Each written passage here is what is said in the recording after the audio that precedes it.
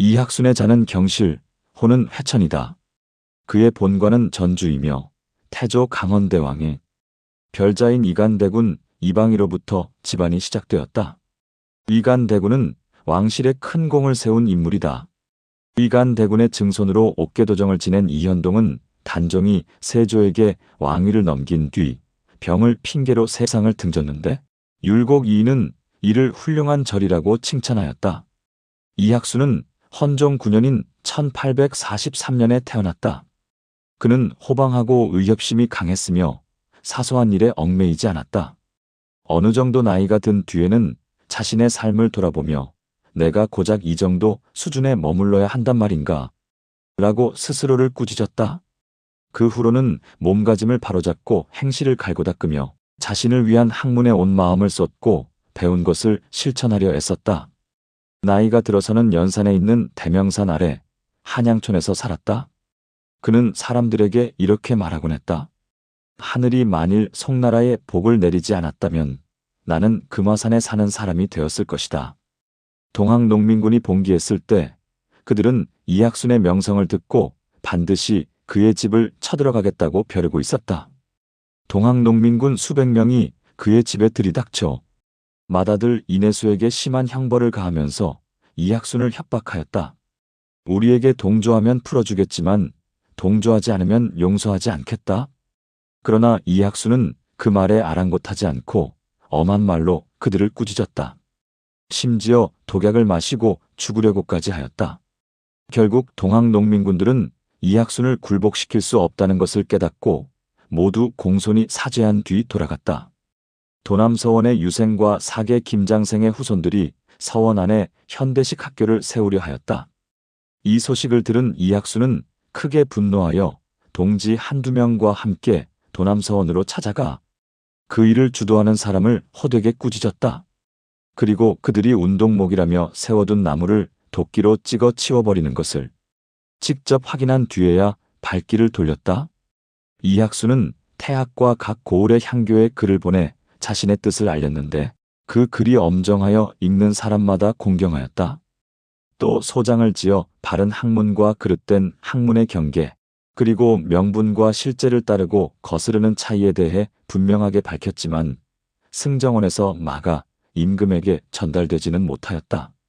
이학수는 세상 일을 뜻대로 할 수 없음을 깨닫고 산골에 들어가 살면서 문화생들과 마을의 뛰어난 인재들과 함께 의리를 강론하였다. 그는 중화와 오랑캐, 충성과 반역의 차이에 대해 더욱 엄격한 입장을 지켰다. 나라가 망하자 일본인들은 이른바 기로금을 나누어 준다며 이학순이 사는 군의 헌병대장과 면회관리가 두세 차례에 걸쳐 이학순을 사무소로 부르기도 하고 직접 찾아와 돈을 받으라고 권유하였다. 그러나 이학순은 그때마다 자리에 누워 일어나지 않았다. 그리고 다음과 같은 편지를 써서 남겼다. 나 이학순은 조선의 일민이다. 불행하게도 늙은 나이에 나라가 망하고 임금이 치욕당하는 모습을 보게 되었다. 그런데도 나는 한번 싸워볼 계책도 세우지 못하였고 한번 죽어서 저리를 세우지도 못하였다. 따라서 10,000번 죽임을 당하는 벌을 받아야 마땅하며 의리상 원수들이 주는 의롭지 못한 돈을 받을 수 없다. 만일 다시 나를 찾아온다면 나는 서산으로 들어가거나 동해에 빠져 죽을 것이다. 헌병대장은 이학순을 감옥에 가두었다. 당시 이학순은 여러 달째 병을 앓고 있었다. 그런데도 옥에 갇힌 뒤로 밥을 먹지 않고 저들에게 맞서며 꾸짖었다. 그의 말소리가 갈수록 매서워지자 헌병대장은 이학순의 의지를 꺾을 수 없다는 것을 알게 되었다. 그래서 이학순의 아들 이내수에게 아버지가 기로금을 받도록 설득하라고 하였다. 이내수는 그 요구를 거절하였다.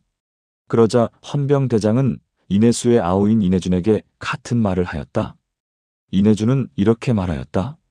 만일 내 목을 일왕의 목과 바꾸겠다고 한다면 우리 아버지께서 허락하시겠지만 너희들이 주는 돈을 받으시라고 한다면 따르지 않으실 것이다.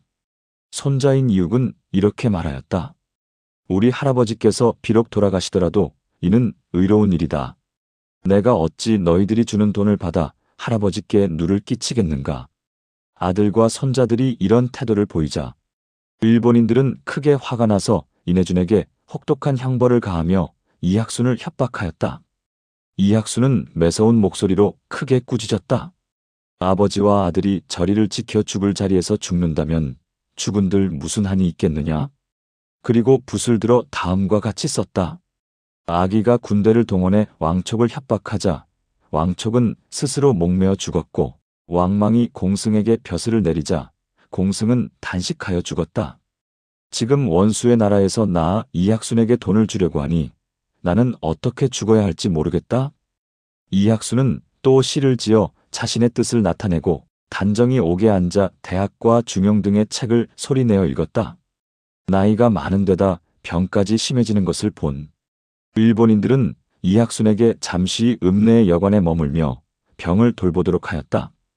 여관으로 나간 그날 밤 이학순은 담담히 독약을 마시고 숨을 거두었으니 1910년 12월 7일의 일이었다. 이학순이 숨을 거두던 날 밤 여관의 담장이 아무 이유 없이 저절로 무너졌고 하얀 기운이 하늘로 몇 길이나 피어올랐다. 구름 한 점 없는 날씨였는데도 우레가 치는 기상이변이 일어났다. 부인 밀양 박씨는 1871년에 강도에게 손을 잡히는 모욕을 당하였다고 하여 독약을 마시고 스스로 목숨을 끊었다. 뒤에 인해수는 민적부에 이름을 올리지 않았다는 이유로 여러 차례 위협을 받았으며 한성 감옥에 끌려가기까지 하였으나 끝내 복종하지 않았다.